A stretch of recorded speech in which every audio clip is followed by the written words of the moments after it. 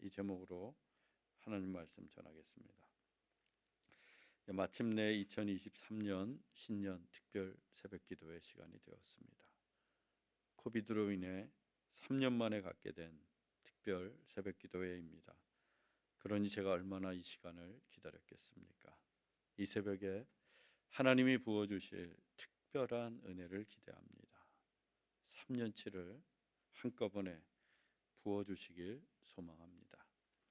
이번 특별 새벽기도회 기간 동안 우리가 함께 듣게 될 하나님의 말씀은 룻기입니다.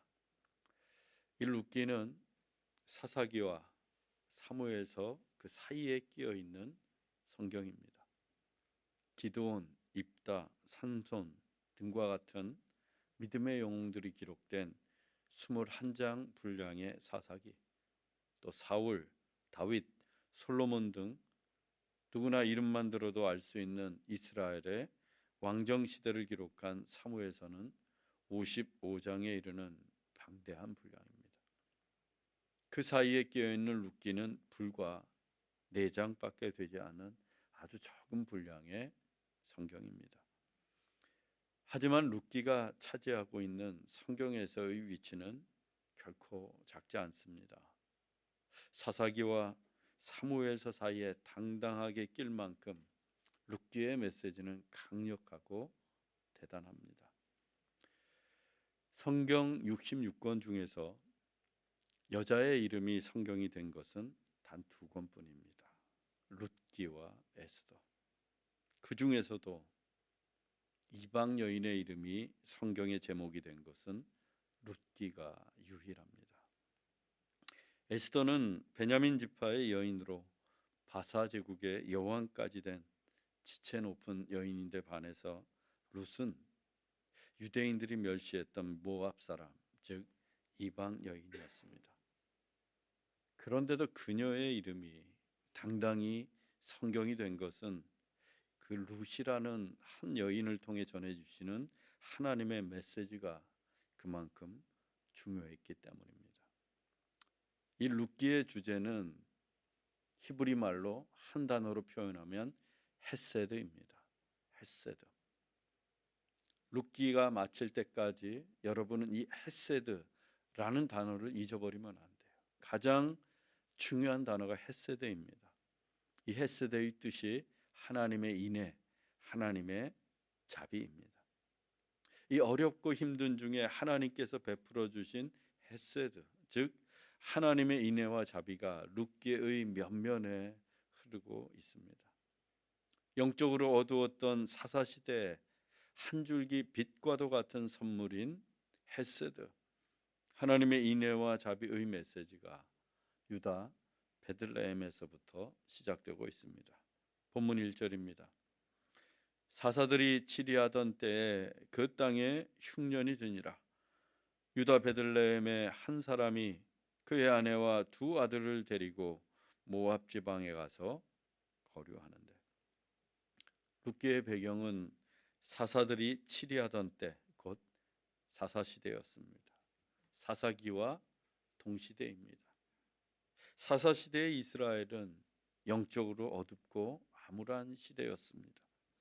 하나님에 대한 열심은 사라졌고 그들의 예배는 무너졌으며 가나안의 우상들을 숭배하고 한없이 타락해 가던 시대였습니다. 이 같은 사사시대를 한 구절로 표현한 것이 사사기의 마지막 구절입니다. 사람이 각기 자기의 소견에 오른 대로 행하였더라. 사람이 각기 자기의 소견이 오른 대로 행하였더라. 이 구절로 사사기가 막을 내립니다. 사사시대의 사람들은 더 이상 하나님의 말씀대로 살지 않았습니다. 하나님의 뜻을 구하지도 않았습니다. 그저 자기의 생각대로, 자기가 하고 싶은 대로, 자기의 욕망대로 살았습니다. 한마디로 영적인 암흑천지의 시대가 사사시대였습니다. 그런데 그 땅에 흉년마저 들었습니다. 사사들이 치리하던 때에 그 땅에 흉년이 드니라. 이 흉년은 극심한 기근, 흉년을 뜻합니다. 우리말 흉년으로 번역된 히브리어 라하브는 먹을 게 조금 부족한 상태가 아닙니다. 먹을 게 하나도 남지 않는 상태를 말합니다. 배를 움켜쥐고 견딜 만한 흉년이 아니라 오직 굶주림만이 존재하는 처절한 굶주림의 상태가 라하브입니다. 영적으로 한없이 빈곤했던 그들은 이제 먹을 양식마저도 남지 않게 되었습니다. 생각해 보세요. 젖과 꿀이 흐르는 가나안 땅에서, 하나님이 약속하신 가나안 땅에서 그들은 하나님을 버리고 자기의 소견대로 살아갔습니다. 그러면 배불리 먹을 줄 알았어요. 그러나 그 젖과 꿀이 흐르는 약속의 땅 가나안은 라하브, 이제 먹을 게 하나도 남지 않은 흉년의 시대를 맞이하게 되었습니다. 그래서 유다 베들레헴에 살던 한 사람이 아내와 두 아들을 데리고 고향을 떠나 모압으로 이민을 갑니다. 우리에게 익숙한 장면이에요. 이민자로 살아온 우리들에게는 이 장면이 낯설지 않습니다. 그런데 베들레헴의 뜻이 무엇인가? 빵집입니다. 빵집. 빵이 맛있기로 유명하고 또 빵이 많기로 소문난 동네가 베들레헴이었습니다. 그런데 그 빵집의 동네 베들레헴에 라하브, 흉년이 들어 빵이 하나도 남지 않게 되었어요. 빵집에 빵이 없어서 빵집을 떠날 수밖에 없는 처지가 된 것입니다. 이어지는 본문은 그들이 누구인지 밝혀주고 있습니다. 본문 2절입니다. 그 사람의 이름은 엘리멜렉이요 그의 아내의 이름은 나오미요 그의 두 아들의 이름은 말론과 기련이니. 그 집의 가장은 엘리멜렉이었고 그의 아내는 나오미였습니다. 그리고 두 아들의 이름은 말론과 기련이었습니다. 이렇게 한 가족이 빵을 찾아서 이민을 떠나 모압 땅에 정착하게 되었습니다. 그런데 얼마 지나지 않아 그 집안의 가장이 죽게 됩니다. 본문 3절입니다. 나오미의 남편 엘리멜렉이 죽고 나오미와 그의 두 아들이 남았습니다. 나오미의 남편 엘리멜렉이 모압 땅에서 죽었습니다.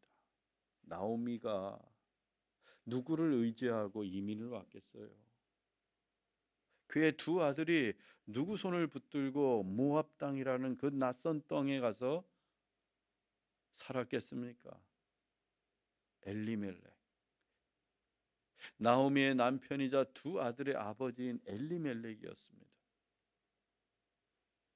그런데 그 집안의 가장이 죽었습니다. 우리도 이민자로 살지만 모든 것이 낯선 이민의 땅에서 가장의 역할은 가히 절대적입니다. 가장이 그 낯선 땅에서 가족들을 보호하고 지키며 가장이 눈에 불을 켜고 일을 해서 먹고 삽니다. 특히나 고대 근동에서는 여자가 일을 할 수 없었습니다. 여인이 일을 할 수 있는 경우는 남에게 구걸을 하거나 거리의 여자, 창기가 되는 것뿐이었어요. 그런데 나오미의 남편 엘리멜렉이 그 낯선 땅에서 죽었습니다. 그 집안의 가장이 죽고 두 아들만 남았어요. 앞길이 막막해졌습니다. 나오미는 어느 정도 자란 두 아들을 의지하며 살 수밖에 없었어요. 본문 4절입니다. 그들은 모압 여자 중에서 그들의 아내를 맞이하였는데 하나의 이름은 오르바요 하나의 이름은 루시더라. 그들이 거기에 거주한 지 10년쯤에 나오미의 두 아들이 모압 여인 중에 아내를 맞이하게 되었습니다. 한 여인의 이름은 오르바였고 다른 한 여인은 룻기의 주인공인 룻이었어요. 나오미의 두 아들이 이제 아내를 맞이해서 가정을 꾸리고 이민 온 지도 10년쯤 되었습니다. 우리도 한 10년쯤 호주 땅에 살아보니까 살만해졌어요. 호주에 대해서 좀 알게 되고 친구들도 사귀게 되고 이웃도 만나게 되고 자리도 잡게 됩니다. 나오미의 가족들도 마찬가지였어요. 가정도 꾸리고 10년쯤 되니 이제 이민 생활도 자리 잡고 살만해졌습니다.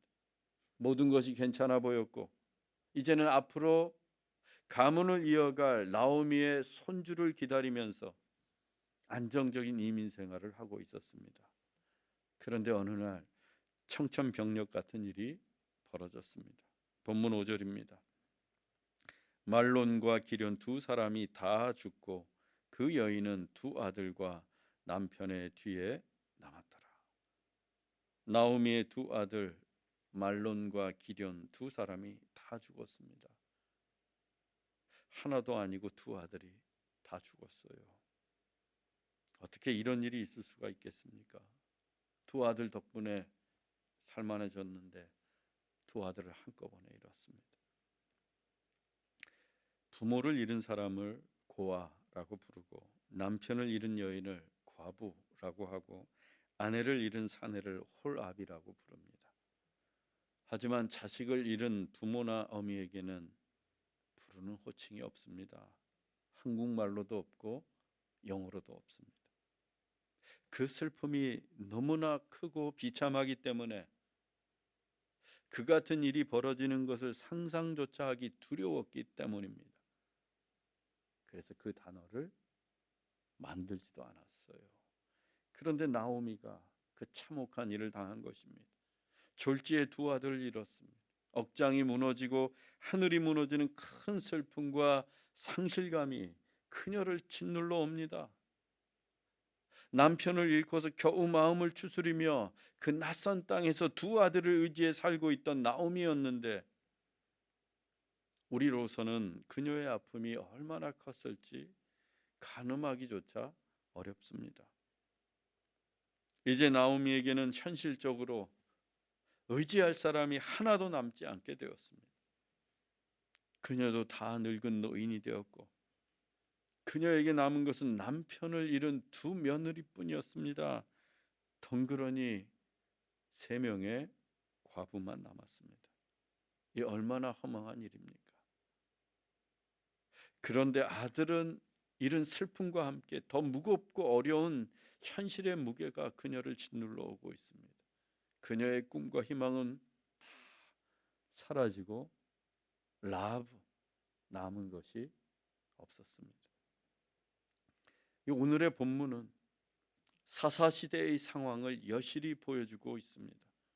룻기는 사사시대의 철저한 실패, 빵집에 빵이 하나도 남지 않은 빈곤, 남편과 두 아들마저 죽음으로 이른 상실의 아픔, 그래서 소망이 전혀 없는 삶을 적나라하게 드러내고 있습니다. 하지만 하나님은 그 어두운 사사시대에 룻을 통해 헤세드, 하나님의 인애와 자비를 베풀어 주십니다. 우리가 내일부터 살펴볼 룻기의 본문들은 전부 헤세드, 하나님의 인애와 자비를 담고 있습니다. 이제 나오미가 누구를 의지해야 하겠습니까? 아무것도 남지 않은 그녀가 누구를 붙들고 살아야겠습니까? 하나님입니다. 헤세드, 인애와 자비를 베푸시는 하나님입니다. 극심한 흉년으로 고향을 등져야만 했고 남편과 두 아들을 잃고 의지할 사람 한 명도 없는 나오미가 의지할 분은 오직 하나님뿐입니다. 아무것도 남지 않고 모든 것이 사라져버린 그녀가 살아갈 수 있는 유일한 길은 하나님을 붙드는 것뿐입니다. 하나님을 붙들면 살 길이 열립니다. 하나님을 붙들면 하나님의 인애와 자비가 부어집니다. 하나님을 붙들면 빵집에 빵이 넘쳐납니다. 사랑하는 형제자매 여러분, 우리가 살다 보면 빵집에 빵이 다 떨어지는 극심한 흉년에 처할 수도 있습니다. 육신의 병을 얻고 사업도 실패하고 재물도 다 잃을 때가 있습니다. 사랑하는 가족도 떠나보내야 하고 아무것도 남지 않을 수도 있습니다. 그러나 헤세드, 하나님의 인애와 자비는 무궁합니다. 나를 향하신 하나님의 인애와 자비는 여전하고 또 영원합니다. 그 하나님을 믿고 의지하십시오. 2023년은 오직 하나님을 붙드는 한 해가 되기를 소망합니다. 그래서 하나님이 부어주시는 헤세드, 그 인애와 자비가 부요해지는 우리 모두가 되기를 주 예수 그리스도의 이름으로 축원합니다. 기도하겠습니다. 사랑의 하나님, 우리 인생길이 늘 평탄하고 풍요로운 것은 아닙니다. 실패하고 병들고 사랑하는 사람을 떠나보내고 모든 것을 잃어버리는 흉년에 처할 때도 있습니다. 하지만 하나님의 헤세드, 인애와 자비는 무궁함을 믿습니다. 그 하나님을 붙들고 의지하는 2023년이 되게 하옵소서. 그래서 하나님의 인애와 자비로 부요함을 누리게 하옵소서.